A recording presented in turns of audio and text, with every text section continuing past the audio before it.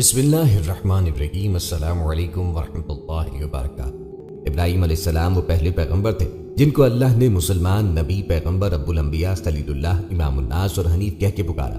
اللہ تعالیٰ نے اپنے اس دوست برگزیدہ اور پیارے نبی کو قرآن مجید میں امہ، امام الناس، حنیف اور مسلم کے ناموں سے بار بار ذکر کیا ہے۔ اکثر انبیاء کرام انہی کی اولاد سے ہیں۔ ابراہیم علیہ السلام کے نام کی وجہ تسمیہ کے بارے میں بائبل کا بیان ہے کہ خدا تعالیٰ ان سے مخاطب ہو کر کہتا ہے، دیکھ میرا عہد تیرے ساتھ ہے اور تو بہت قوموں کا باپ ہوگا، اور تیرا نام ابراہیم نہیں بلکہ ابراہام ہوگا، کیونکہ میں نے تجھے قوموں کا باپ بنایا ہے۔ مسلمان ان کو خلیل اللہ، اللہ کا دوست کہتے ہیں۔ ابراہیم کی نسل سے کئی پیغمبر پیدا ہوئے جن کا تذکرہ عہد نامہ قدیم میں ہے۔ اسلام کی کتاب قرآن مجید میں بھی بہت سارے ایسے انبیاء کا ذکر ہے جو ابراہیم کی نسل میں سے تھے۔ اسلام کے آخری نبی محمد صلی اللہ علیہ وآلہ وسلم بھی ابراہیم کی نسل میں سے ہیں۔ شرک، ستارہ پرستی اور بت سازی کے خلاف اپنی قوم اور اوروں کے ساتھ ان کا مجادلہ و محاجہ بڑے زور سے پیش کیا گیا ہے۔ ابراہیم کا بچپن میں ہی رشد عطا کیا گیا اور قلب سلیم بھی عنایت فرمایا گیا۔ تکوینی عجائبات اور ملکوت السماوات والارض ان کے سامنے تھے، انہی کے مشاہدے سے ان کو یقین کامل حاصل ہوا۔ بت پرستی کے خلاف ابراہیم کے جہاد کا ذکر بھی قرآن کریم میں کئی بار آیا ہے۔ قرآن حکیم میں حضرت ابراہیم اور آزر کے اختلاف عقائد کو جس طرح نمایاں کیا گیا اور جس طرح آپ اپنی قوم کے شرک سے متنفر اور متصادم ہوئے، اس سے ہم آپ کی عظمت و جلالت کی حقیقت کو بھی پا سکتے ہیں اور اپنے لیے شمع ہدایت بھی روشن کر سکتے ہیں۔ اس وجہ سے مسلمانوں کو ملت ابراہیمی ہونے پہ فخر ہے۔ ان کے بارے میں یہ تو کہیں وضاحت نہ ہوئی کہ کیا وحی ان پر نازل ہوئی تھی یا ان کی بعثت محض روحانی تھی۔ البتہ قرآن مجید میں ایک جگہ اس امر کی تصدیق ہوئی ہے کہ اللہ تعالیٰ آپ سے ہم کلام تھا۔ اہل تاریخ کے نزدیک متعدد صحیفے تھے جو ابراہیم پہ نازل ہوئے۔ ایک صحیفہ جو ان کی طرف سے منسوب ہے، یونانی سے انگریزی میں ترجمہ ہو کے شائع ہو چکا ہے۔ حضرت ابراہیم کے دین کے بارے میں قرآن مجید میں کئی جگہ پہ ارشاد ہوتا ہے کہ آپ موحد، مسلم اور راست رو تھے۔ ارشاد ہوتا ہے، اللہ تعالیٰ کا فرمان ہے، پھر ہم نے تیری طرف حضرت محمد صلی اللہ علیہ وآلہ وسلم کی طرف وحی کی کہ ابراہیم راست رو مسلم کے دین پہ چل اور وہ مشرکوں میں سے نہ تھا۔ قرآن مجید کی تقریباً 22 سورتوں میں حضرت ابراہیم علیہ السلام کا ذکر ہے۔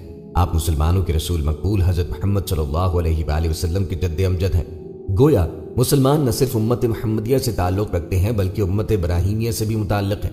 مسلمان حضور اکرم صلی اللہ علیہ وآلہ وسلم کے ساتھ ساتھ حضرت ابراہیم اور ان کی اولاد پہ بھی درود بھیجتے ہیں۔ علی بن مسر اور ابن فضیل نے مختار بن فلفل سے روایت کی، انہوں نے حضرت انس بن مالک رضی اللہ تعالیٰ عنہ سے روایت کی، کہا ایک شخص رسول اللہ صلی اللہ علیہ وآلہ وسلم کے پاس حاضر ہوا اور کہا، یا خیر البریہ، اے مخلوقات میں سے بہترین انسان۔ آپ صلی اللہ علیہ وآلہ وسلم نے فرمایا، وہ ابراہیم علیہ السلام ہے، یعنی یہ ان کا لقب ہے۔ الندوی نے نقل کیا ہے کہ ابراہیم اقلیم صوبہ بابل کے مقام کوزی میں پیدا ہوئے اور ان کی والدہ کا نام نونا تھا، اور ایک روایت ہے کہ ابراہیم کلدانیہ کے شہر اور میں پیدا ہوئے۔ تورات کی روح سے حضرت ابراہیم 2200 قافمی میں عراق کے قصبے ارب میں پیدا ہوئے۔ ناحور اور حاران ان کے بھائی تھے اور حضرت لوط حاران کے بیٹے تھے۔ قرآن حکیم اور تورات اس امر پر متفق ہیں کہ آپ کی قوم بت پرست تھی۔ آپ کے والد کا نام تورات میں تارخ لکھا ہے، لیکن قرآن حکیم نے اسے صنم سازی اور بت تراشی کی وجہ سے حاضر کہہ کے یاد کیا۔ قرآن حکیم کی روح سے آپ کو بچپن ہی میں رشد اور قلب سلیم عطا ہوا اور کائنات کے مشاہدے سے آپ کو یقین کامل حاصل ہوا۔ تالموت کی روز سے حضرت ابراہیم علیہ السلام کی پیدائش کی روز نجومیوں نے آسمان پہ ایک علامت رکھ کر نمرود بادشاہ کو مشورہ دیا کہ تارخ کے ہاں جو بچہ پیدا ہو اسے قتل کر دے۔ چنانچہ نمرود حضرت ابراہیم کے قتل کے در پہ ہوا، مگر تارخ نے اپنے غلام کا بچہ اس کے بدلے میں دے کر اپنے بچے کو بچا لیا۔ اس کے بعد تارخ نے اپنی بیوی اور بچے کو ایک غار میں چھپایا جہاں وہ 10 برس تک رہے۔ 11ویں سال حضرت ابراہیم کو حضرت نوح کے پاس بھیجا جہاں وہ 39 برس تک رہے۔ تالموت کے بیان کے مطابق حضرت ابراہیم نے اپنی بھتیجی سارہ سے نکاح کر لیا، اور جب ابراہیم 50 برس کے تھے تو آپ حضرت نوح کا گھر چھوڑ کر اپنے والد کے گھر آ گئے جہاں وہ تبلیغ کرتے رہے۔ اس دوران میں حضرت ابراہیم علیہ السلام نے حیات بعد الموت کے راز سے آگاہی چاہی تو اللہ تعالیٰ نے تشفی فرمائی۔ اللہ تبارک و تعالیٰ کا فرمان ہے، اور جب ابراہیم نے کہا، اے میرے رب مجھے دکھا دے کہ تو کس طرح مردے کو زندہ کرتا ہے، فرمایا، کیا اس پر تیرا ایمان نہیں؟ بولے، کیوں نہیں؟ ایمان تو ہے لیکن میں اپنے دل کے لیے اطمینان چاہتا ہوں۔ فرمایا، اچھا تو 4 پرندے لے، پھر انہیں اپنے ساتھ مانوس کر لے، پھر ان میں سے ہر پہاڑ پر ان کے گوشت کا ایک ایک ٹکڑا رکھ، پھر انہیں بلا، وہ تیری طرف دوڑ کر آئیں گے، اور یقین رکھ کہ اللہ بڑی عزت والا اور حکمت والا ہے۔ ابراہیم کے بیٹے اسماعیل ہاجرہ کے بطن سے اور اسحاق سارہ کے بطن سے پیدا ہوئے، اور اس کے علاوہ کئی اور بچے کنانی زوجہ کے بطن سے۔ ابراہیم کی بیوی سارا بنت لابن بن بشویل بن نحور جو ابراہیم کے گھرانے سے تعلق رکھتی تھی کہ کوئی اولاد نہ تھی، اس لیے انہوں نے ہاجرہ سے نکاح کیا۔ سارا کے متعلق مشہور ہے کہ وہ خوبصورت تو تھیں لیکن بانجھ تھی۔ جب آپ مصر پہنچے تو مصر کے بادشاہ نے ان کی خوبصورتی کے پیش نظر انہیں اپنے بال میں رکھنا چاہا۔ اس موقع پہ تورات میں آپ کو کاذب کہا گیا ہے کہ آپ نے اپنی 17 سالہ بیوی سارا کو بہن کہہ کر مصریوں کی دست برد سے محفوظ رکھنا چاہا۔ بائبل میں آیا ہے، سر جب ابراہیم مصر پہنچا، مصریوں نے اس کی عورت کو دیکھا کہ وہ نہایت خوبصورت ہے، اور فرعون کے امیروں نے بھی اسے دیکھا اور فرعون کے حضور اس کی تعریف کی، اور اس عورت کو فرعون کے گھر لے گئے، اور اس نے اس کے سبب ابراہیم پر احسان کیا کہ اس کو بھیڑ بکری یا گائے بیل، گدھے اور غلام لوڈی اور گدھیا اور اونٹ دی۔ اور پھر خداوند نے فرعون اور اس کے خاندان کو ابراہیم کی بیوی سری سارا کے سبب بڑی مار دی۔ تب فرعون نے ابراہیم کو بلا کر اس سے کہا کہ تو نے مجھ سے کیا کہا؟ کیوں نہ بتایا کہ یہ میری بیوی ہے؟ تو نے کیوں کہا کہ یہ میری بہن ہے؟ یہاں تک کہ میں نے اسے اپنی جورو بنانے کو لیا۔ دیکھ، یہ تیری بیوی حاضر ہے، اسے لے جا اور چلا جا۔ اور فرعون نے اس کے حق میں لوگوں کو حکم دیا۔ تب انہوں نے اسے اور اس کی بیوی کو اور جو کچھ اس کا تھا روانہ کیا۔ یوسف ظفر اپنی کتاب یہودیت میں ابن خلدون اور تورات کی دیگر مفسرین کے حوالے سے لکھتے ہیں کہ اس وقت کے فرعون نے اپنی بیٹی ہاجرہ بھی آپ کی زوجیت میں دے دی۔ چونکہ دوسری بیوی رسم و رواج کے مطابق پہلی کی لونڈی بن کے رہتی ہے، اس لیے یہودیوں اور عیسائیوں نے حضرت ہاجرہ کو لونڈی کہہ کے بتایا کہ حضرت اسماعیل لونڈی کی اولاد ہونے کی وجہ سے حضرت اسحاق سے کمتر ہیں۔ ابراہیم کو اولاد کی تمنا تھی۔ کینان کے علاقے میں مقیم ہونے کے بعد آپ نے اولاد کے لیے دعا کی۔ قرآن میں وارد ہوا، اے میرے پروردگار، مجھے ایک نیک بیٹا عطا کر۔ حضرت ابراہیم نے ہاجرہ سے نکاح کیا تو اللہ تعالیٰ نے ابراہیم کو ایک حلیم بچے اسماعیل کی بشارت دی۔ ان کے بطن سے حضرت اسماعیل سے فرزند عطا کیا۔ ہو سکتا ہے کہ اس بات سے سارا جل اٹھی ہوں اور حضرت ابراہیم اللہ کے حکم کے مطابق ہاجرہ اور اسماعیل کو گھر سے دور چھوڑنے پہ مجبور ہو گئے ہوں۔ بہرحال حضرت ابراہیم نے ماں اور بچے کو عرب کے تپتے ریگزاروں میں چھوڑ دیا، جہاں اللہ کی قدرت سے چشمہ پیدا ہوا اور آبادی بڑھے۔ جب حضرت اسماعیل جوان ہوئے تو حضرت ابراہیم واپس آئے اور سرزمین مکہ کی آبادی دیکھ کر انہوں نے وہاں اللہ کا گھر کعبہ تعمیر کیا۔ چنانچہ اس لیے کعبے کی عظمت مسلمانوں کے دل میں ہے کیونکہ یہ سب سے پہلی مسجد تھی جو خدائے واحد کی عبادت کے لیے بنی تھی۔ قرآن مجید میں آیا ہے کہ ابراہیم اور اسماعیل نے مل کر جب کعبے کی بنیادوں کو اٹھایا تو دعا مانگی کہ ہماری اولاد میں سے ایک نبی پیدا کر اور اس شہر کو برکت والا شہر بنا دے۔ اس واقعے کے ساتھ ہی حضرت اسماعیل کی قربانی کا ذکر آتا ہے۔ جب یہ بچے بڑے ہوئے تو ابراہیم آئے تو انہوں نے کہا، اے میرے پیارے بیٹے، میں نے خواب دیکھا ہے کہ میں تجھے ذبح کر رہا ہوں۔ چنانچہ باپ بیٹا دونوں نے اپنے آپ کو اللہ کی رضا پہ چھوڑ دیا، اور اس آزمائش میں جب ابراہیم پورے اترے تو اللہ نے انہیں امام الناس کا لقب دیا اور انہیں ایک اور بیٹے اسحاق کی بشارت دی۔ دوستوں، آپ کو حضرت ابراہیم علیہ السلام کی چند صفات کے بارے میں بتاتے ہیں، جن میں سے اہم صفت آپ کی مہمان نوازی تھی، جس کی گواہی خود اللہ رب العزت نے قرآن کریم میں بیان فرمائی۔ حضرت ابراہیم کی سیرت سے معلوم ہوتا ہے کہ آپ بہت ہی مہمان نواز تھے۔ بعض روایات میں ان کی مہمان نوازی کو ان کی اولیات میں شمار کیا گیا۔ بعض روایات میں ہے کہ وہ مہمان کو شریک کیے بغیر کھانا نہ کھاتے تھے، حتیٰ کہ مہمان کی تلاش میں 2-2 میل دور تک نکل جاتے۔ خود قرآن ان کی مہمان نوازی کی گواہی دیتا ہے۔ اللہ تعالیٰ کا فرمان ہے، اور ان کو ابراہیم کے مہمانوں کا احوال سنا دو۔ جب وہ ابراہیم کے پاس آئے تو سلام کہا۔ انہوں نے کہا کہ ہمیں تو تم سے ڈر لگتا ہے۔ مہمانوں نے کہا کہ ڈریے نہیں، ہم آپ کو ایک دانش مند لڑکے کی خوشخبری دیتے ہیں۔ اللہ تعالیٰ کا فرمان ہے، اور ہمارے فرشتے ابراہیم کے پاس بشارت لے کر آئے تو سلام کہا۔ انہوں نے بھی جواب میں سلام کہا۔ ابھی کچھ وقفہ نہیں ہوا تھا کہ ابراہیم ایک بھنا ہوا بچڑا لے آئے۔ جب دیکھا کہ ان کے ہاتھ کھانے کی طرف نہیں جاتے، یعنی وہ کھانا نہیں کھاتے، تو ان کو اجنبی سمجھ کر دل میں خوف کیا۔ فرشتوں نے کہا کہ خوف نہ کیجیے، ہم قوم لوط کی طرف ان کے ہلاک کرنے کو بھیجے گئے ہیں۔ اور ابراہیم کی بیوی جو پاس کھڑی تھی ہنس پڑی، تو ہم نے اس کو اسحاق کی اور اسحاق کے بعد یعقوب کی خوشخبری دی۔ یہ مہمان فرشتے تھے جو بشکل انسان آئے تھے، جنہیں اللہ نے عزت و شرافت دے رکھی ہے۔ حضرت امام احمد بن حنبل اور دیگر علماء کرام کی ایک جماعت کہتی ہے کہ مہمان کی ضیافت کرنا واجب ہے۔ حدیث میں بھی آیا ہے اور قرآن کریم کے ظاہری الفاظ بھی یہی ہیں۔ انہوں نے سلام کیا، جس کا جواب خلیل اللہ نے بڑھا کر دیا۔ اس کے ثبوت دوسرے سلام پر 2 پیش کا ہونا ہے، اور یہی فرمان باری تعالیٰ ہے۔ فرماتا ہے کہ یعنی جب تمہیں کوئی سلام کرے تو تم اس سے بہتر جواب دو، یا کم از کم اتنا ہی۔ بس خلیل اللہ نے افضل صورت کو اختیار کیا۔ حضرت ابراہیم چونکہ اس سے ناواقف تھے کہ یہ دراصل فرشتے ہیں، اس لیے کہا کہ یہ لوگ تو ناآشنا سے ہیں۔ یہ فرشتے حضرت جبرائیل، حضرت میکائیل اور حضرت اسرافیل علیہ السلام تھے، جو خوبصورت نوجوان انسانوں کی شکل میں آئے تھے۔ ان کے چہروں پر ہیبت و جلال تھا۔ حضرت ابراہیم اب ان کے لیے کھانے کی تیاری میں مصروف ہوئے اور چپ چاپ بہت جلد اپنے گھر والوں کی طرف گئے، اور ذرا سی دیر میں تیار بچڑے کا گوشت بھنا بھنایا لے آئے اور ان کے سامنے رکھ دیا، اور فرمایا، آپ کھاتے کیوں نہیں؟ اس سے ضیافت کے آداب معلوم ہوئے کہ مہمان سے پوچھے بغیر ہی ان پر شروع سے احسان رکھنے سے پہلے آپ چپ چاپ انہیں خبر کیے بغیر ہی چلے گئے اور یہ اجلت بہتر سے بہتر جو چیز پائی اسے تیار کر کے لے آئے۔ تیار فرما کم عمر بچڑے کا بھنا گوشت لے آئے اور کہیں اور رکھ کر مہمان کی کھینچ تان نہ کی بلکہ ان کے سامنے ان کے پاس لا رکھا۔ پھر انہیں یوں نہیں کہتے کہ کھاؤ کیونکہ اس میں بھی ایک حکم پایا جاتا ہے، بلکہ نہایت تواضع اور پیار سے فرماتے ہیں آپ تناول فرمانا شروع کیوں نہیں کرتے؟ جیسے کوئی شخص کسی سے کہے کہ اگر آپ فضل و کرم احسان و سلوک کرنا چاہے تو کیجئے۔ پھر ارشاد ہوتا ہے کہ خلیل اللہ اپنے دل میں ان سے خوفزدہ ہو گئے، جیسے کہ ایک اور آیت میں ہے، یعنی آپ نے جب دیکھا کہ ان کے ہاتھ کھانے کی طرف بڑھتے نہیں تو دہشت زدہ ہوئے اور دل میں خوف کھانے لگے۔ اس پر مہمانوں نے کہا، ڈرو مت، ہم اللہ کے بھیجے ہوئے فرشتے ہیں جو قوم لوط کی ہلاکت کے لیے آئے ہیں۔ آپ کی بیوی صاحبہ جو کھڑی سن رہی تھی وہ سن کر ہنس دی تو فرشتوں نے انہیں خوشخبری سنائی کہ تمہارے ہاں حضرت اسحاق پیدا ہوں گے اور ان کے ہاں حضرت یعقوب۔ اس پر بیوی صاحبہ کو تعجب ہوا اور کہا، ہائے افسوس، اب میرے ہاں بچہ کیسا ہوگا؟ میں تو بوڑھیا پھوس ہو گئی ہوں اور میرے شوہر بھی بالکل بوڑھے ہیں، یہ سخت تر تعجب کی چیز ہے۔ فرشتوں نے کہا، کیا تم اللہ کے کاموں سے تعجب کرتی ہو؟ خصوصاً تم جیسی ایسی پاک گھرانے کی عورت، تم پر اللہ کی رحمتیں اور برکتیں نازل ہوں۔ جان رکھو کہ اللہ تعالیٰ تعریفوں کے لائق اور بڑی بزرگی اور اعلیٰ شان والا ہے۔ یہاں یہ فرمایا گیا ہے کہ بشارت حضرت ابراہیم کو دی گئی کیونکہ بچے کا ہونا دونوں کی خوشی کا موجب ہے۔ پھر فرماتا ہے، یہ بشارت سن کر آپ کی اہلیہ صاحبہ کے منہ سے زور کی آواز نکل گئی اور اپنے تئیں دو ہتھڑ مار کر ایسی عجیب و غریب خبر کو سن کر حیرت کے ساتھ کہنے لگی کہ جوانی میں تو میں بانجھ رہی، اب میاں بیوی دونوں بوڑھے ہو گئے تو مجھے حمل ٹھہرے گا۔ اس کے جواب میں فرشتوں نے کہا کہ یہ خوشخبری کچھ ہم اپنی طرف سے نہیں دے رہے، بلکہ اللہ تعالیٰ نے فرمایا ہے کہ ہم تمہیں یہ خبر پہنچائیں۔ وہ حکمت والا اور علم والا ہے، تم جس عزت و کرامت کے مستحق ہو وہ خوب جانتا ہے، اور اس کا فرمان ہے کہ تمہارے ہاں اس عمر میں بچہ ہوگا۔ اس کا کوئی کام حکمت سے خالی نہیں ہے، نہ اس کا کوئی فرمان حکمت سے خالی ہے۔ روایت میں ہے کہ حضرت ابراہیم علیہ السلام کی شکل و صورت کے ان کے بیٹے حضرت اسماعیل علیہ السلام تھے، جن کو اللہ تعالیٰ نے ذبیح اللہ کہہ کے پکارا۔ دونوں باپ بیٹے ایک ہی جیسی شکل کے تھے۔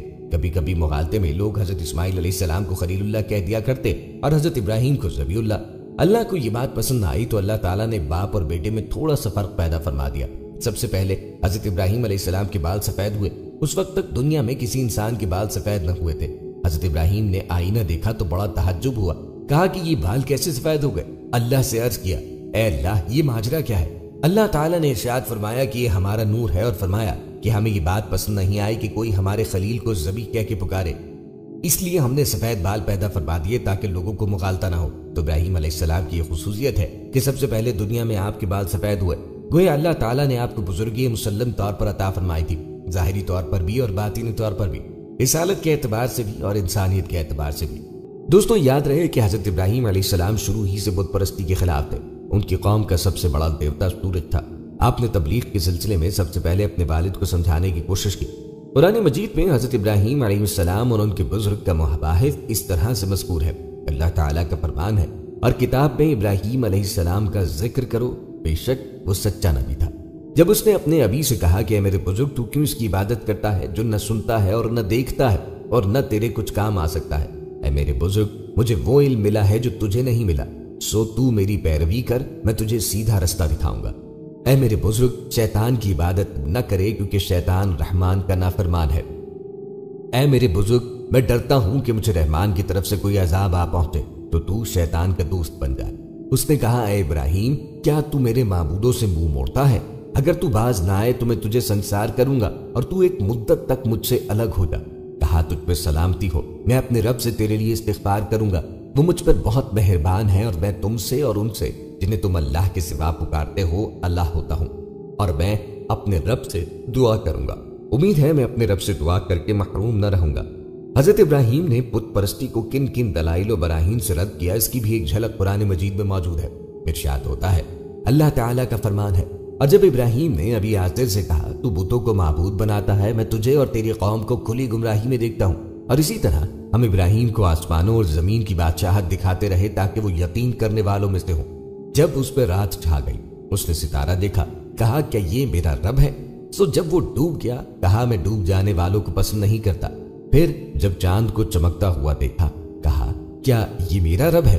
تو جب وہ بھی ڈوب گیا، کہا، اگر میرے رب نے مجھے ہدایت نہ دی ہوتی تو میں یقیناً گمراہ لوگوں میں سے ہوتا۔ کہا، ہے میری قوم، میں اس سے بری ہوں جو تم شریک ٹھہراتے ہو۔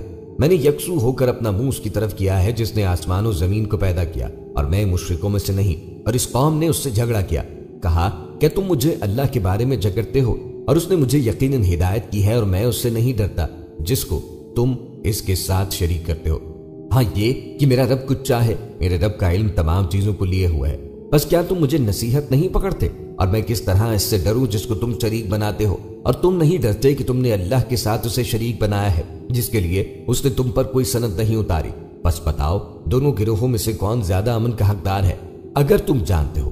اس کے بعد حضرت ابراہیم علیہ السلام نے اپنی قوم کو شرک سے باز رکھنا چاہا، اور جب وہ نہ مانے تو ایک بار جب سارے لوگ کسی تہوار پہ گئے ہوئے تھے، اپنے تمام بتوں کو توڑ دیا اور کلہاڑا بڑے بت کے کندھے پہ رکھ دیا۔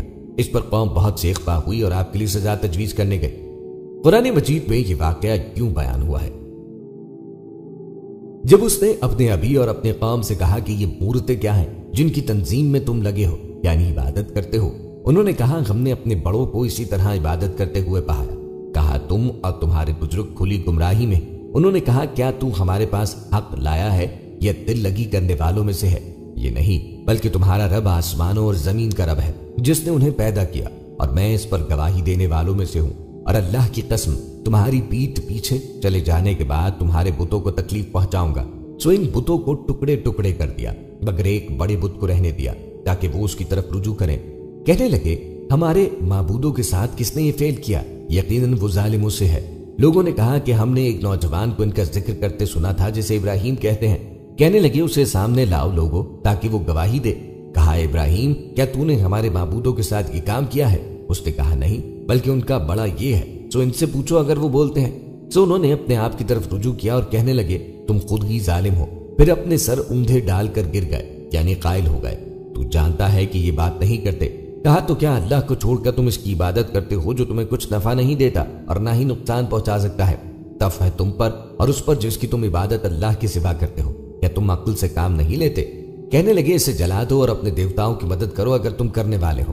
تالمود کے بیان کے مطابق حضرت ابراہیم علیہ السلام نے اپنی بھتیجی سارہ سے نکاح کر لیا، اور جب ابراہیم 50 برس کے تھے تو آپ حضرت نوح کا گھر چھوڑ کر اپنے والد کے گھر آ گئے، جہاں 12 ماہ سے منسوب 12 بتوں کی پرستش کی جاتی تھی۔ آپ نے پہلے تو والد کو سمجھانے کی کوشش کی، لیکن جب وہ نہ مانے تو آپ نے بتوں کو توڑ دیا۔ طارق نے اس کی شکایت نمرود سے کی کہ 50 برس پہلے میرے ہاں جو لڑکا پیدا ہوا تھا آج اس نے یہ حرکت کی۔ نمرود نے حضرت ابراہیم علیہ السلام کو بلا کر باز پرس کی۔ آپ نے سخت لہجے میں جواب دیا۔ نمرود نے آپ کو جیل بھجوا دیا اور معاملے کو شورا کے سپرد کر دیا۔ شورا کے ارکان نے مشورہ دیا کہ اس شخص کو آگ میں ڈالا جائے۔ چنانچہ آگ کا بڑا الاؤ تیار کیا گیا اور حضرت ابراہیم کے ساتھ آپ کے بھائی اور خسر ہاران کو بھی آگ میں ڈالا گیا، کیونکہ نمرود نے جب تاریخ سے یہ پوچھا کہ تیرے بیٹے کو تو میں نے 45 کے دن ہی قتل کرنا چاہا، تو نے اسے بچا کر دوسرا بچہ کیوں قتل کروایا؟ تو اس نے کہا کہ میں نے ہاران کے کہنے پہ حرکت کی تھی، اس لیے اسے بھی مستوجب سزا گردانا گیا۔ آگ میں گرتے ہی ہاران جل مرا اور لوگوں نے دیکھا کہ حضرت ابراہیم آگ میں ٹہل رہے ہیں۔ قرآن مجید میں ارشاد ہوتا ہے، اللہ تعالیٰ کا فرمان ہے، ہم نے کہا اے آگ ابراہیم پہ ٹھنڈک اور سلامتی ہو جا۔ تورات بتاتی ہے کہ ابراہیم علیہ السلام عراق کے قصبے ار کے باشندے اور اہل فدان میں سے تھے، اور ان کی قوم بت پرستی، اور انجیل برناباس میں تصریح ہے کہ ان کے والد نجاری کا پیشہ کرتے تھے اور اپنی قوم کے مختلف قبائل کے لیے لکڑی کے بت بناتے اور فروخت کیا کرتے۔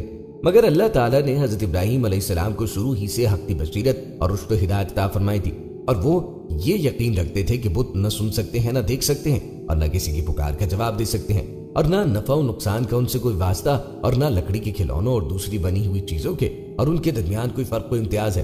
وہ صبح و شام آنکھ سے دیکھتے تھے کہ ان بے جان مورتیوں کو میرا باپ اپنے ہاتھوں سے بناتا اور گھڑتا رہتا ہے، اور جس طرح اس کا جی چاہتا ہے ناک کان آنکھیں اور جسم تراش دیتا اور پھر خریدنے والوں کے ہاتھ فروخت کر دیتا ہے۔ تو کیا یہ خدا ہو سکتے ہیں یا خدا کے مثل و ہمسر کہے جا سکتے ہیں؟ بس بعثت سے سرفراز ہو کر سب سے پہلے انہوں نے اسی طرف توجہ فرمائی۔ قرآن عزیز حضرت ابراہیم علیہ السلام کی اس حقیقت ہے اور بصیرت افروز رشد و ہدایت کا اس طرح ذکر کرتا ہے، اور بلا شبہ ہم نے ابراہیم کو اول ہی سے رشد و ہدایت عطا کی تھی اور ہم اس کے معاملے کے جاننے والے تھے۔ جب اس نے اپنے باپ اور اپنی قوم سے کہا کہ یہ مجسمے کیا ہیں جن کو تم لیے بیٹھے ہو، کہنے لگے ہم نے اپنے باپ دادا کو انہی کی پوجا کرتے پایا ہے۔ ابراہیم نے کہا کہ بلا شبہ تم اور تمہارے باپ دادا کھلی گمراہی میں ہیں۔ انہوں نے جواب دیا کیا تو ہمارے لیے کوئی حق لایا ہے؟ یہ یوں ہی مذاق کرنے والوں کی طرح کہتا ہے۔ ابراہیم نے کہا کہ یہ بت تمہارے رب نہیں بلکہ تمہارا پروردگار زمینوں اور آسمانوں کا پروردگار ہے، جس نے ان سب کو پیدا کیا ہے، اور میں اسی بات کا قائل ہوں۔ اور جب کہ اس جلیل القدر ہستی پر اللہ تعالیٰ کی جود و کرم اور عطا و نوال کا فیضان ہے غایت و بے نہایت صورت رفتار کے ساتھ ہو رہا تھا، تو اس کا یہ نتیجہ نکلا کہ اس نے انبیاء علیہ السلام کی صف میں نمایاں جگہ پائی اور اس کی دعوت و تبلیغ کا محور و مرکز دین حنیف قرار پایا۔ اور اس نے جب یہ دیکھا کہ قوم بت پرستی، ستارہ پرستی اور مذاہب پرستی میں اس قدر منہمک ہے کہ خدائے برتر کی قدرت مطلقہ اور اس کی احدیت و سمدیت کا تصور بھی ان کے قلوب میں باقی نہ رہا اور ان کے لیے خدا کی وحدانیت کے عقیدے سے زیادہ کوئی اچنبے کی بات نہ رہی، تب اس نے کمر ہمت چست کی اور ذات واحد کے بھروسے پر ان کے سامنے دین حق کا پیغام رکھا اور اعلان کیا، اے قوم، یہ کیا ہے جو میں دیکھ رہا ہوں کہ تم اپنے ہاتھ سے بنائے ہوئے بتوں کی پرستش میں مشغول ہو؟ کیا تم اس قدر خواب غفلت میں ہو کہ جس بے جان لکڑی کو اپنے آلات سے گھڑ کر مجسمے تیار کرتے ہو اور اگر وہ مرضی کے مطابق نہ بنے تو ان کو توڑ کے دوسرا بنا لیتے ہو، بنا لینے کے بعد پھر انہی کو پوجنے اور نفع و ضرر کا مالک سمجھنے لگتے ہو؟ تم اس خرافات سے باز آؤ، خدا کی توحید کے نغمے گاؤ اور اسی ایک مالک و حقیقی سامنے سر نیاز جھکاؤ جو میرا، تمہارا اور کل کائنات کا خالق و مالک ہے۔ مگر قوم نے اس کی آواز پر مطلقاً کان نہ دھرا اور چونکہ گوش حق نیوش اور نگاہ حق بین سے محروم تھی، اس لیے اس نے جلیل القدر پیغمبر کی دعوت حق کا مذاق اڑایا اور زیادہ سے زیادہ تمر دوستی، دو سرکشی کا مظاہرہ کیا۔ دوستو، جب باپ اور بیٹے کے درمیان اتفاق کی کوئی صورت نہ بنی اور آزر نے کسی طرح ابراہیم کی رشت و ہدایت کو قبول نہ کیا تو حضرت ابراہیم نے آزر سے جدائی اختیار کی اور اپنی دعوت حق اور پیغام رسالت کو وسیع کیا، اور اب صرف آزر ہی مخاطب نہ رہا بلکہ پوری قوم کو مخاطب بنایا، مگر قوم اپنے باپ دادا کے دین کو کب چھوڑنے والی تھی؟ اس نے ابراہیم علیہ السلام کی ایک نہ سنی اور دعوت حق کے سامنے اپنے باطل معبودوں کی طرح گونگے، اندھے اور بہرے بن گئے۔ ان کے کان موجود تھے مگر حق کی آواز کے لیے بہرے تھے۔ پتلیاں آنکھوں کے حلقوں میں زندہ انسان کی آنکھوں کی طرح حرکت ضرور کرتی تھی مگر حق کی بصارت سے محروم تھی۔ زبان گویا ضرور تھی لیکن قلم حق کے اعتبار سے گنگ تھی۔ ان کے دل ہیں پر سمجھتے نہیں، ان کی آنکھیں ہیں پر دیکھتے نہیں اور ان کے کان ہیں پر ان سے سنتے نہیں۔ یہ چوپاؤں کی طرح ہیں بلکہ ان سے بھی زیادہ بے راہ۔ یہی ہیں جو غفلت میں سرشار ہیں۔ اور جب ابراہیم علیہ السلام نے زیادہ زور دے کر پوچھا کہ یہ تو بتاؤ کہ جن کی تم پرستش کرتے ہو یہ تم کو کسی قسم کا بھی نفع یا نقصان پہنچاتے ہیں، تو کہنے لگے کہ ان باتوں کے جھگڑوں میں ہم پڑنا نہیں چاہتے، ہم تو یہ جانتے ہیں کہ ہمارے باپ دادا یہی کرتے چلے آئے ہیں، لہٰذا ہم بھی وہی کر رہے ہیں۔ تب حضرت ابراہیم علیہ السلام نے ایک خاص انداز سے خدائے واحد کی ہستی کی جانب توجہ دلائی، فرمانے لگے، میں تو تمہارے ان سب بتوں کو اپنا دشمن جانتا ہوں، یعنی میں ان سے بے خوف و خطر ہو کر ان سے اعلان جنگ کرتا ہوں کہ اگر یہ میرا کچھ بگاڑ سکتے ہیں تو اپنی حسرت نکالیں۔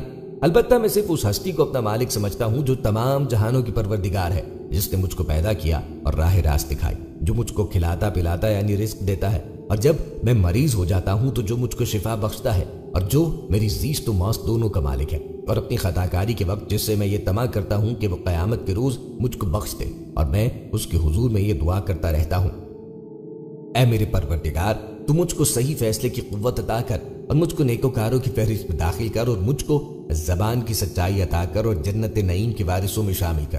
مگر آزر اور قوم آزر کے دل کسی طرح قبول حق کے لیے نرم نہ ہوئے اور ان کا انکار اور جہود حد سے گزرتا ہی رہا۔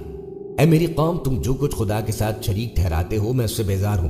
میں نے تو ہر طرف سے منہ موڑ کر صرف اسی ہستی کی طرف اپنا رخ کیا جو کسی کی بنائی نہیں بلکہ آسمان و زمین کی بنانے والی ہے اور جس کے حکم و قانون پر تمام آسمانی اور ارضی مخلوقات چل رہی ہیں، اور میں ان میں سے نہیں جو اس کے ساتھ شریک ٹھہرانے والے ہیں۔ اور پھر ابراہیم سے اس کی قوم نے رد و کت کی۔ ابراہیم نے کہا، کیا تم مجھ سے اللہ کے بارے میں رد و کت کرتے ہو؟ حالانکہ اس نے مجھے راہ حق دکھا دی ہے۔ جنہیں تم نے خدا کا شریک ٹھہرا لیا ہے میں ان سے نہیں ڈرتا۔ میں جانتا ہوں کہ مجھے کوئی نقصان نہیں پہنچا سکتا مگر یہ کہ میرا پروردگار ہی مجھے نقصان پہنچانا چاہے۔ میرا پروردگار اپنے علم سے تمام چیزوں کا احاطہ کیے ہوئے ہے۔ پھر کیا تم نصیحت نہیں پکڑتے؟ اور دیکھو میں ان ہستیوں سے کیوں کر ڈر سکتا ہوں جنہیں تم نے خدا کا شریک ٹھہرا لیا ہے، جبکہ تم اس بات سے نہیں ڈرتے کہ خدا کے ساتھ دوسروں کو شریک ٹھہراؤ جن کے لیے اس نے کوئی سند و دلیل تم پر نہیں اتاری۔ بتلاؤ، ہم دونوں فریقوں میں سے کسی کی راہ امن کی راہ ہوئی؟ اگر علم و بصیرت رکھتے ہو جن لوگوں نے خدا کو مانا اور اپنے ماننے کو ظلم سے یعنی شرک سے آلودہ نہیں کیا تو انہی کے لیے امن ہے اور وہی ٹھیک راستے پر ہے۔ اور دیکھو، یہ ہماری حجت ہے جو ہم نے ابراہیم کو اس کی قوم پہ دی تھی۔ ہم جس کے مرتبے بلند کرنا چاہتے ہیں اسے علم و دلیل کا عرفان دے کر بلند کرتے ہیں، اور یقیناً تمہارا پروردگار حکمت والا، علم رکھنے والا ہے۔ نمرود کو جب یہ معلوم ہوا تو آپے سے باہر ہوا اور سوچنے لگا کہ اس شخص کی پیغمبرانہ تبلیغ دعوت کی سرگرمیاں اگر اسی طرح جاری رہیں تو یہ میری ربوبیت، ملوکیت اور الوہیت سے سب رعایا کو برگشتہ کر دے گا، اور اسی طرح باپ دادا کے مذہب کے ساتھ ساتھ میری سلطنت بھی زوال میں آ جائے گی۔ اس لیے اس قصے کا ابتدا میں ہی خاتمہ کر دینا بہتر ہے۔ یہ سوچ کر اس نے حکم دیا کہ ابراہیم کو دربار میں حاضر کرو۔ ابراہیم علیہ السلام جب نمرود کے دربار پہنچے تو نمرود نے گفتگو شروع کی اور ابراہیم علیہ السلام سے دریافت کیا کہ تو باپ دادا کے دین کی مخالفت کس لیے کرتا ہے اور مجھ کو رب ماننے سے تو کیوں انکاری ہے؟ ابراہیم علیہ السلام نے فرمایا کہ میں خدائے واحد کا پرستار ہوں، اس کے علاوہ کسی کو اس کا شریک نہیں مانتا۔ ساری کائنات اور تمام عالم اسی کی مخلوق ہے اور وہی ان سب کا خالق و مالک۔ تو بھی اسی طرح کا ایک انسان ہے جس طرح ہم سب، تو پھر کس طرح کا رب یہ خدا ہو سکتا ہے اور کس طرح یہ گونگے بہرے لکڑی کے بت خدا ہو سکتے ہیں؟ نمرود نے ابراہیم علیہ السلام سے دریافت کیا کہ اگر میرے علاوہ تیرا کوئی رب تو اس کا ایسا وصف بیان کر کہ جس کی قدرت مجھ میں نہ ہو۔ تب ابراہیم نے فرمایا کہ میرا رب وہ ہے جس کے قبضے میں موت و حیات ہے، وہی موت دیتا اور زندگی بخشتا ہے۔ کچھ فہم نمرود موت و حیات کی حقیقت سے ناشنا نمرود سے کہنے لگا، اس طرح موت و حیات تو میرے قبضے میں بھی ہے، اور یہ کہہ کر اسی وقت ایک بے قصور شخص کے متعلق جلاد کو حکم دیا کہ اس کی گردن مار دو اور موت کی گھاٹ اتار دو۔ جلاد نے فوراً حکم کی تعمیل کر دی اور ایک قتل کی سزا یافتہ مجرم کو جیل سے بلا کے حکم دیا کہ جاؤ، ہم نے تمہاری جان بخشی۔ اور پھر ابراہیم علیہ السلام کی جانب متوجہ ہو کر کہنے لگا، دیکھا میں بھی کس طرح زندگی بخشتا اور موت دیتا ہوں، پھر تیرے خدا کی کیا خصوصیت رہی؟ ابراہیم سمجھ گئے کہ نمرود یا تو موت و حیات کی اصل حقیقت سے ناآشنا ہے یا جمہور اور رعایا کو مغالطہ دینا چاہتا ہے تاکہ وہ اس فرق کو نہ سمجھ سکے کہ زندگی بخشنا اس کا نام نہیں بلکہ نیست سے ہست کرنے کا نام زندگی بخشنا ہے، اور اسی طرح کسی کو قتل یا پھانسی سے بچا لینا موت کا مالک ہونا نہیں۔ موت کا مالک وہی ہے جو روح انسانی کو اس کے جسم سے نکال کر اپنے قبضے میں کر لیتا ہے۔ اور اگر ایسا ہو سکتا تو ابراہیم سے گفتگو کرنے والا نمرود سریر آرائے سلطنت نہ ہوتا بلکہ اس کے خاندان کا پہلا شخص ہی آج بھی اس تاج و تخت کا مالک نظر آتا، مگر نامعلوم کہ عراق کی سلطنت کے کتنے مدعی زیر زمین دفن ہو چکے اور ابھی کتنوں کی باری ہے۔ تاہم ابراہیم نے سوچا کہ میں نے اس موقع پر موت و حیات کے دقیق فلسفے میں بحث شروع کی تو نمرود کا مقصد پورا ہو جائے گا اور وہ جمہور کو مغالطے میں ڈال کر اصل معاملے کو الجھا دے گا۔ اس لیے انہوں نے اس دلیل کو نظر انداز کر کے سمجھانے کا ایک دوسرا پیرا اختیار کیا اور ایسی دلیل پیش کی جس کا صبح و شام ہر شخص آنکھوں سے مشاہدہ کرتا اور بغیر کسی منطقی دلیل کے روز و شب کی زندگی میں اس سے دو چار ہوتا رہتا ہے۔ ابراہیم علیہ السلام نے فرمایا، میں اس ہستی کو اللہ کہتا ہوں جو روزانہ سورج کو مشرق سے لاتا اور مغرب کی جانب لے جاتا ہے۔ بس اگر تو بھی اسی طرح خدائی کا دعوے دار ہے تو اس کے خلاف سورج کو مغرب سے نکال اور مشرق میں چھپا۔ یہ سن کر نمرود مبہوت اور لاجواب ہو کے رہ گیا، اور اس طرح ابراہیم علیہ السلام کی زبان سے نمرود پر خدا کی حجت پوری ہوئی۔ نمرود اس دلیل سے مبہوت کیوں ہوا اور اس کے پاس مقابلے کی مغالطے کی گنجائش کیوں نہ رہی؟ اس لیے کہ ابراہیم علیہ السلام کی دلیل کا حاصل یہ تھا کہ میں ایک ایسی ہستی کو مانتا ہوں جس کے متعلق میرا یہ عقیدہ ہے کہ اللہ ساری کائنات اور اس کا سارا نظام اسی نے بنایا ہے، اور اس نے اس پورے نظام کو اپنی حکمت کے قانون سے ایسا مسخر کر دیا کہ اس کی کوئی شے نہ وقت مقررہ سے پہلے اپنی جگہ سے ہٹ سکتی ہے اور نہ ادھر ادھر ہو سکتی ہے۔ اللہ تعالیٰ کا فرمان ہے اور کہا تھا کہ میرے معبود نے ملک کو سلطنت بخشی ہے۔ حضرت ابراہیم نے کہا، میرا معبود اور پروردگار تو وہ ہے جو زندہ کرتا ہے اور مارتا ہے۔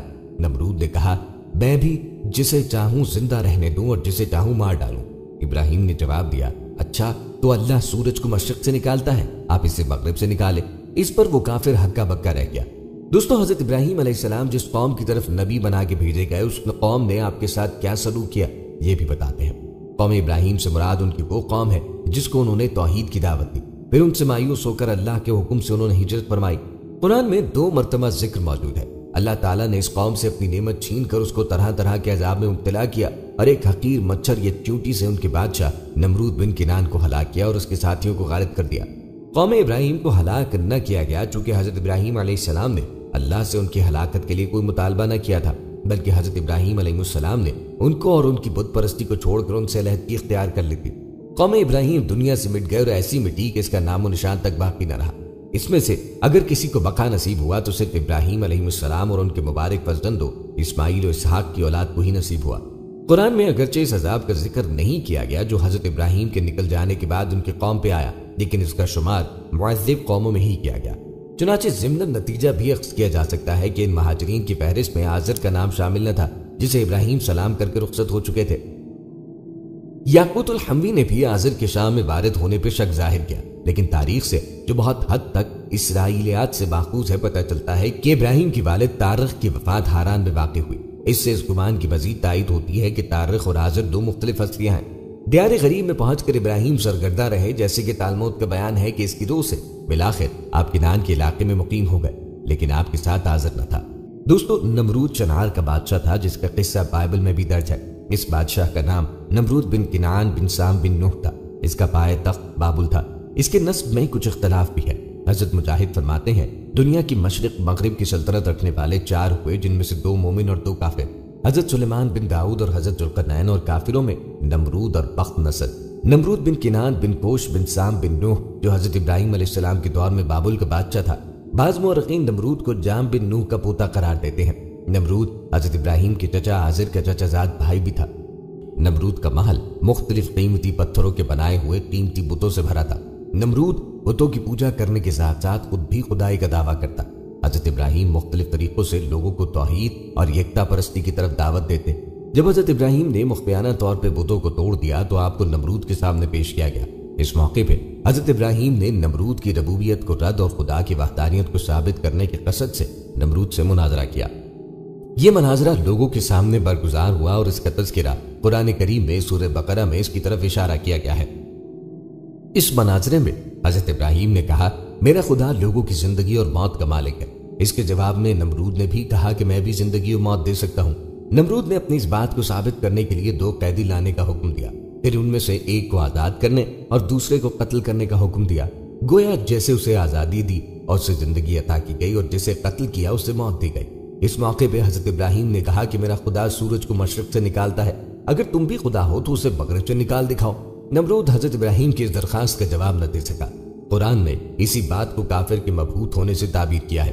مفسرین نمرود کے پہلے جواب کو ایک قسم کا مغالطہ قرار دیتے ہیں، جس کے ذریعے نمرود لوگوں کو دھوکہ دینا چاہتا تھا، لیکن حضرت ابراہیم نے دوسرے مرحلے میں نمرود کے اس قسم کے مغالطے کو رد کرنے اور اسے لاجواب کرنے کے لیے دوسری درخواست سامنے رکھ دی، جس میں نمرود کے لیے کسی مغالطے کی کوئی گنجائش نہ تھی۔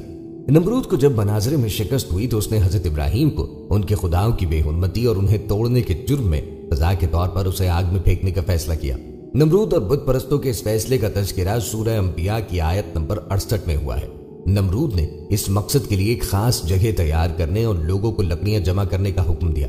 حضرت ابراہیم کو جلانے کے لیے لکڑیاں جمع کرنا لوگوں کے لیے اتنا مقدس اور جائز اہمیت قرار دیا گیا تھا کہ عورتیں اپنی حاجت کی برابری اور بیماریوں کی شفا یابی کے لیے بطور نظر لکڑیاں جمع کرنے لگیں۔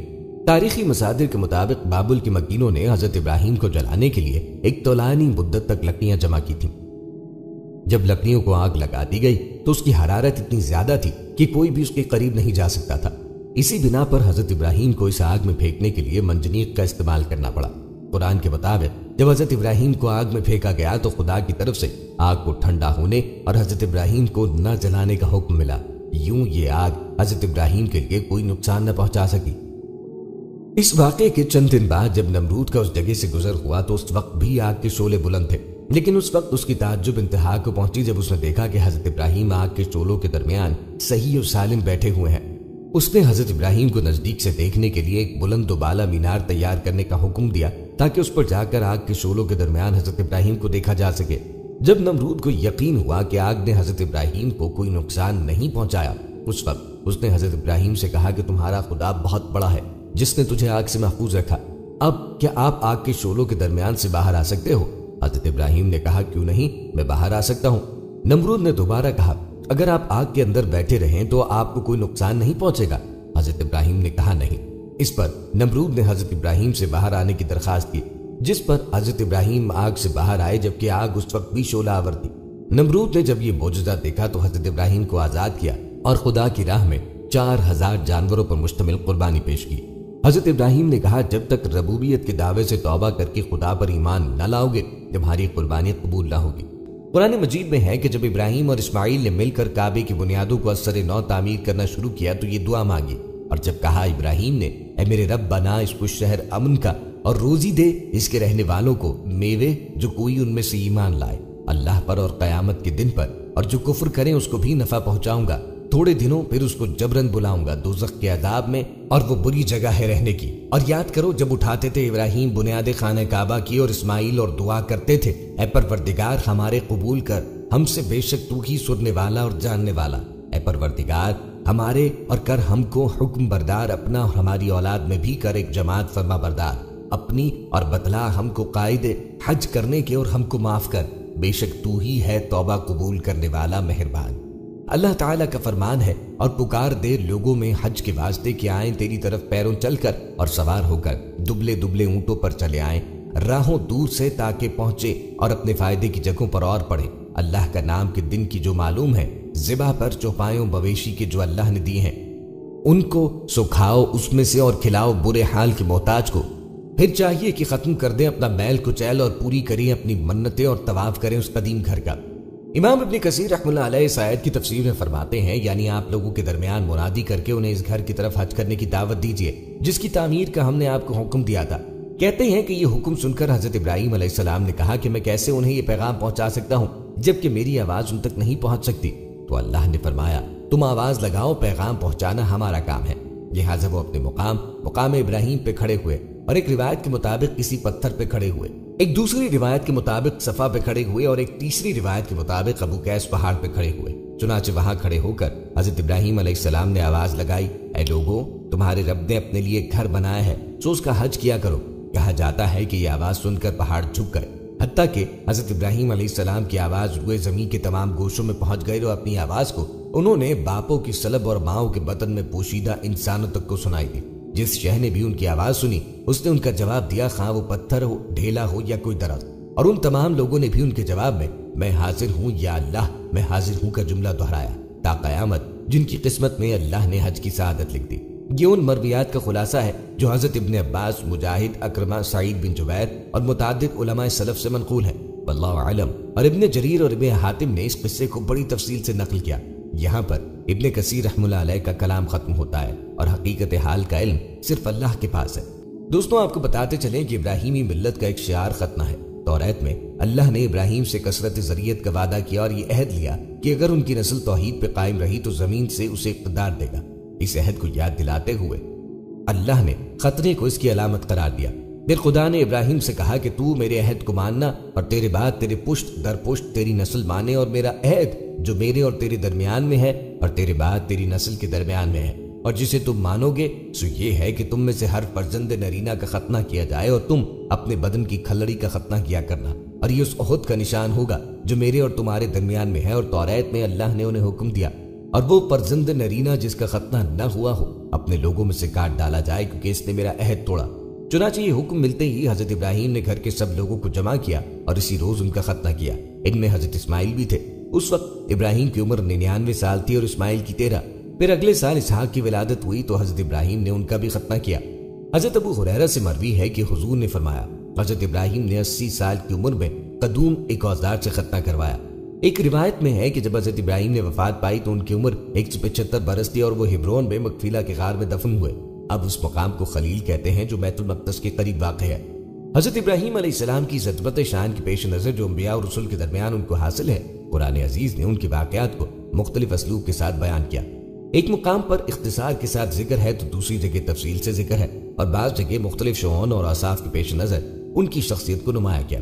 غرض حضرت ابراہیم علیہ السلام نے سب سے پہلے اپنے والد آزر کو اسلام کی تلقین کی، پیغام حق سنایا اور راہ مستقیم دکھائی۔ اس کے بعد عوام اور جمہور کے سامنے اس دعوت کو عام کیا اور سب کو امر حق تسلیم کرانے کے لیے فطرت کے بہترین اصول و دلائل کو پیش فرمایا، اور نرمی شیریں کلامی مگر مضبوط و محکم اور روشن حجت و دلیل کے ساتھ ان پر حق کو واضح کیا، اور سب سے آخر میں بادشاہ نمرود سے مناظرہ کیا اور اس کو روشن کر دیا کہ ربوبیت و الوہیت کا حق صرف خدائے واحد ہی کے لیے سزاوار ہے، اور بڑے سے بڑے شہنشاہ کو بھی یہ حق نہیں کہ وہ اس کی ہمسری کا دعویٰ کرے، کیونکہ وہ اور کل دنیا اسی کی مخلوق ہے اور وجود و عدم کے قید و بند میں گرفتار، مگر اس کے باوجود کہ بادشاہ آزر اور جمہور حضرت ابراہیم علیہ السلام کی دلائل سے لاجواب تھے اور دلوں میں قائل، بلکہ بتوں کے واقعے میں تو زبان سے بھی اقرار پڑھنا پڑا کہ ابراہیم علیہ السلام جو کہتا ہے وہی حق اور صحیح و درست، تاہم ان میں سے کسی نے راہ مستقیم کو اختیار نہ کیا اور قبول حق سے منحرف ہی رہے۔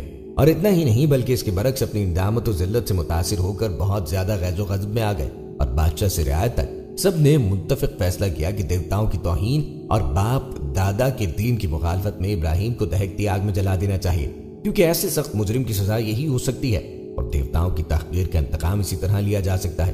اس مرحلے پر پہنچ کر ابراہیم علیہ السلام کی جد و جہد کا معاملہ ختم ہو گیا، اور اب دلائل و براہین کی قوت کے مقابلے میں مادی طاقت و ستوت نے مظاہرہ شروع کیا۔ باپ اس کا دشمن، جمہور اس کی مخالف اور بادشاہ وقت اس کے در پہ آزاد، ایک ہستی اور چار جانب سے مخالفت کی آواز، دشمنی کے نعرے اور نفرت و حقارت کے ساتھ سخت انتقام اور خوفناک سزا کے ارادے۔ ایسے وقت میں اس کی مدد کون کرے اور اس کی حمایت کا سامان کس طرح مہیا ہو؟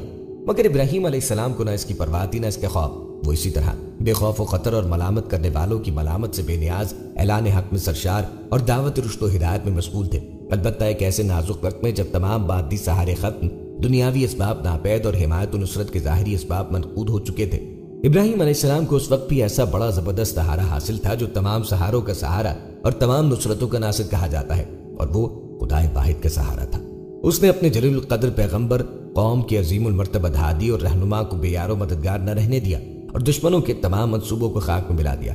हुआ यूं कि नमरूद और कौम ने इब्राहीम अलैहिस्सलाम की सजा के लिए एक मखसूस जगह बनवाई और उसमें कई रोज मुसलसल आग दहकाई गई, हत्ता कि उसकी शोलों से कुर्ब जवार की अशिया तक झुलसने लगी। जब इस तरह बादशाह और कौम को कामिल इत्मीनान हो गया कि अब इब्राहीम अलैहिस्सलाम के इससे बच निकलने की कोई सूरत बाकी नहीं रही, तब एक गोफन में इब्राहीम अलैहिस्सलाम को बिठाकर दहकती हुई आग में फेंक दिया गया।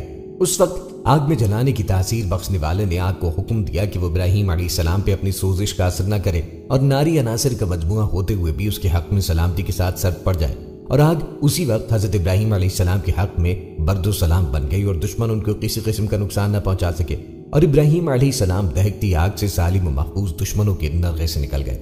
दोस्तों, ये थी हमारी आज की वीडियो। उम्मीद करते हैं आपको पसंद आई होगी।